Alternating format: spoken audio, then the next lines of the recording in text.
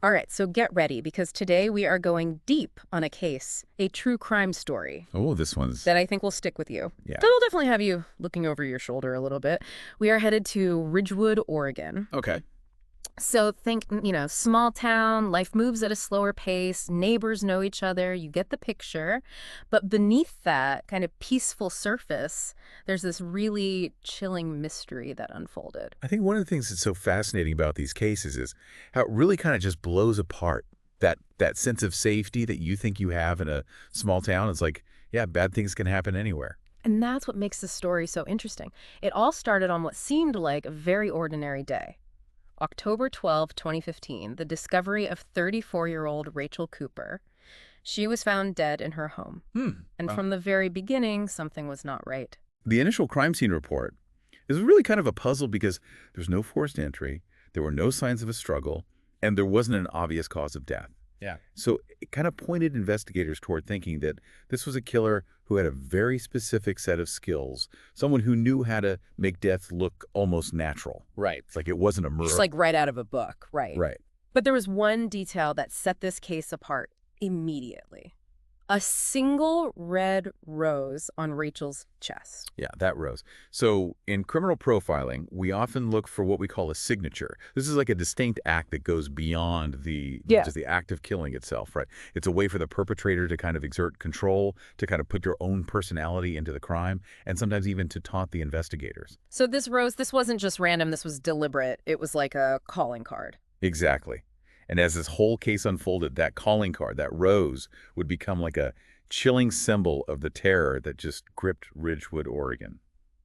Because Rachel Cooper's death was not an isolated incident. Over the next 6 months, two more victims are discovered. Each death was shrouded in the same kind of unsettling mystery. One was found in their car, another in a local park. All of the deaths happened late at night, and just like Rachel, each victim had a single red rose on their body. Yeah, and the victims themselves, they were seemingly unconnected. You had different ages, different backgrounds, no apparent link between them at all. And that lack of connection that really heightened the sense of fear and confusion in the town, and it made it that much harder for investigators to kind of figure out what was going on and try and establish a motive. So the media, as you can imagine, went a little crazy. They dubbed the killer the Midnight Stranger. And, suddenly this quiet town was thrust into the national spotlight. Oh, yeah. I can only imagine the pressure on the police to try and find answers, but the investigation just kept hitting dead ends. Right. No DNA, no fingerprints, no footprints. And that absence of physical evidence, that's incredibly significant. It suggests that we're dealing with somebody who is highly organized, someone who meticulously plans these crimes and has a very strong understanding of forensic science. So this isn't a crime of passion. It's calculated, it's deliberate, it's cold. It's really unbelievable how somebody could be that careful. The thing about the criminal mind is that they often operate on just a totally different plane of logic. And in order to kind of get a better understanding of this particular mind, investigators decided to bring in Dr. Alan Wright, a leading criminal psychologist. Dr. Wright, he specializes in profiling these kinds of offenders, right? Exactly. So what was his take on the Midnight Stranger? Well, Dr. Wright, he homed in on those roses immediately. He said that these weren't just like a random flourish, but a ritualistic element, Okay. a way for the killer to exert control over these victims, even in death. So like each rose represented something very specific to the killer. I mean, it's chilling to think about how much planning must have gone into this. Oh, absolutely. It wasn't just about ending a life, but it was about orchestrating a scene, creating a tableau that fit into a specific narrative inside this killer's mind. And this need for control often stems from a very deep-seated sense of inadequacy or powerlessness. So it's almost like they're trying to make some kind of art. Yeah, like a really messed up piece of artwork. But with the investigation stalled, how did the police finally catch a break? Well, sometimes the most crucial clues come from the most unexpected places, and in this case it was a librarian named Bethany Torres who unknowingly held a piece of the puzzle. She remembered a man who frequently visited the library, always checking out books on two very specific subjects. Okay, I gotta ask, what were the subjects? Botany, the study of plants and poisons. Wait, hold on, botany and poisons? That's a really weird combination. Yeah. What made Bethany connect this man to the murders? Well, Bethany, like a lot of people in Ridgewood, she was really deeply affected by these killings. And she just couldn't shake this feeling that there was something off about this man, you know? Maybe it was his intense focus on those two subjects, or maybe it was just like a gut feeling. But she decided to report him to the police. And this man, 47-year-old Victor Lane, it turns out he was a local florist. Yeah, so this is where the case takes an even darker turn. The roses, right, these objects of beauty and celebration, they become instruments of death in the hands of Victor Lane. It's this really chilling example of how seemingly harmless passions can be twisted into something really, really sinister. The fact that this guy was a florist, it adds just this whole other layer of creepiness to this case.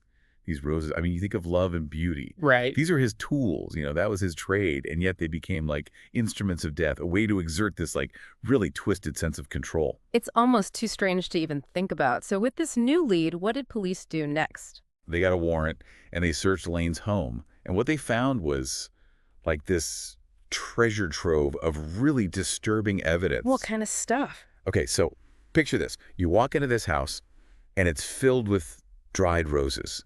Stacks of them everywhere, almost like some kind of creepy shrine. Oh, wow. And then they find these detailed sketches of the victims, like posed as if they're sleeping peacefully.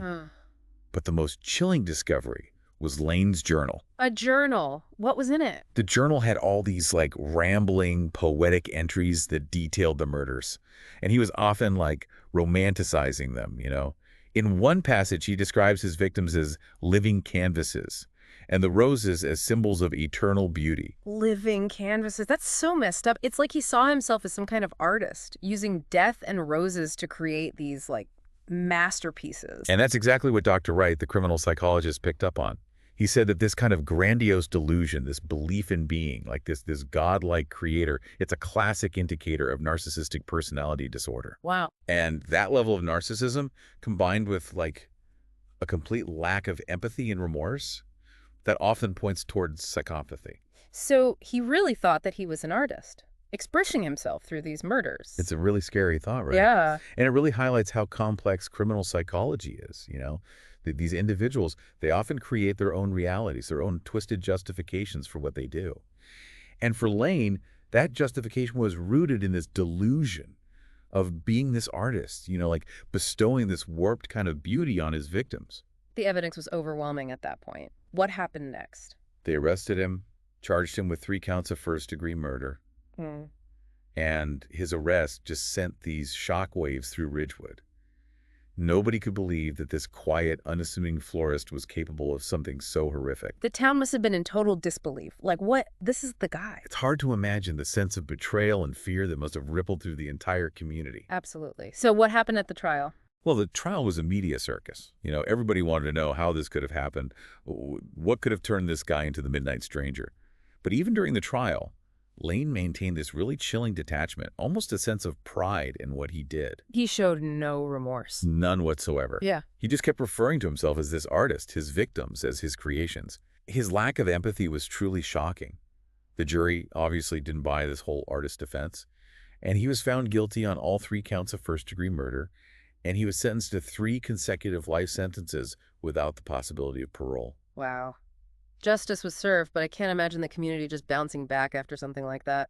How did Ridgewood cope in the aftermath of the whole Midnight Stranger case? The impact of a crime like this on a small, tight-knit community is huge. It just destroys that sense of security, It creates this atmosphere of fear and suspicion, and it can take years, sometimes decades, to heal. Yeah, I'm sure people started second-guessing everything, looking at their neighbors differently, wondering who else might be hiding some dark secret. I mean, it's terrifying to think that that kind of evil could be lurking anywhere, even in places that we think are safe. You're exactly right. The case forced the people of Ridgewood, and really anyone who is following this story, to confront the very uncomfortable reality that appearances can be deceiving. And you have to wonder, could there have been signs, warnings that were missed? Could something have been done to prevent this whole tragedy? It's a question that, comes up again and again with cases like this. And it really forces us to think about the role of mental health in criminal behavior, Could this psychosis, could it have been detected earlier? Were there red flags that people just overlooked? It's one of those really difficult questions with no easy answers. It's a lot to think about. On the one hand, you have this seemingly normal guy living in this peaceful town. Right. And on the other hand, there's this dark, messed up inner world that drove him to do these horrible things. It's the duality of human nature, isn't it? That capacity for both good and evil existing inside all of us. And cases like this really force us to look at that uncomfortable truth. I mean, it just makes you think, how well do you really know anybody? This guy was a florist, you know? People in town probably saw him all the time. They might have even considered him a friend. I know, it's so disturbing. It really challenges our assumptions about who is and who isn't capable of violence. We tend to look for these obvious signs. Right. But sometimes, the people that are the most dangerous are the ones that blend in, the ones who seem completely ordinary. And that's what makes this case so scary. This wasn't some, mysterious figure hiding in the shadows. This was someone who was part of the community, someone people trusted. Yeah, and that raises a really important question. How can we as a society, do a better job at recognizing those potential warning signs? It's not about living in fear or suspicion or anything, but about creating a culture of awareness. So what can we learn from a case like this? What are some of those red flags, those little things that might suggest that somebody is struggling or that they might be dangerous? It's not about profiling people or jumping to conclusions or anything like that. Right. It's about being aware of changes in behavior, especially drastic shifts in personality, increasing isolation. Like someone who used to be really outgoing and all of a sudden they're withdrawn. Okay. Or fascination with violence. Yeah. Or morbid subjects. Like Lane's interest in poisons. Exactly. And, his artistic interpretations of the victims, right? Looking back, those seem like such obvious red flags. Yes, totally. It's about connecting the dots, right? Seeing the whole picture. Because, these behaviors on their own might not mean anything. Right. But when you put them all together, it can paint a really different picture. It's tricky though, right? You don't want to live in a society where everybody's suspicious of everyone else, but you also have to be aware of potential dangers. Yeah, no, you're totally right. It's about finding that balance between, promoting awareness and not succumbing to paranoia. And I think a big part of that is just being open to having those hard conversations, those awkward conversations about mental health, and encouraging people to seek help when they need it. Right. And, creating communities where people feel comfortable speaking up when they notice something concerning. Yeah. So as we wrap up our deep dive into this really chilling case of the Midnight Stranger, I think the biggest takeaway is that evil doesn't always look how we think it does. Sometimes it's hiding in plain sight, disguised as something completely normal. Yeah, and I think the best way to protect ourselves from that is knowledge, awareness, and a willingness to engage in those tough conversations about, the darker side of human nature. Thank you for joining us on this journey. We've really gone deep into the mind of a killer today, and we explored some, really complicated aspects of criminal psychology, and we looked at some pretty uncomfortable truths that these kinds of cases pick up.